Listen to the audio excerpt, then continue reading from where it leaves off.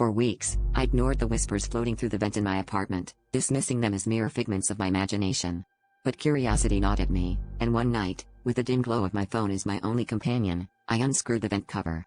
Inside, I discovered a worn diary belonging to a previous tenant who had vanished under mysterious circumstances. I knew I shouldn't read it, but each entry pulled me deeper into their unsettling world, every page revealing fragments of a life spiraling into the unknown. As I read, a picture formed of a person increasingly tormented by shadows that seemed to crawl from the corners of the apartment. The diary detailed strange occurrences, doors opening themselves, lights flickering, and the relentless whispers, always just beyond the veil of understanding. Each entry ended with a plea for help, a desperate cry that resonated in the hollow silence of my living room. I felt an eerie connection to the writer, as if their fear was seeping into my own reality, and I couldn't shake the feeling that something was watching, waiting.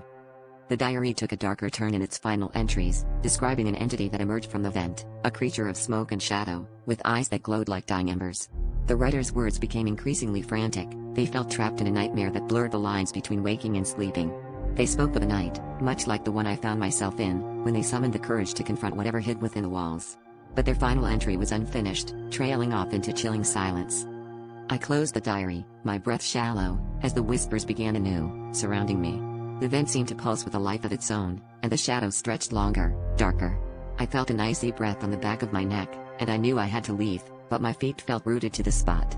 Suddenly, the lights flickered out, and the room plunged into darkness.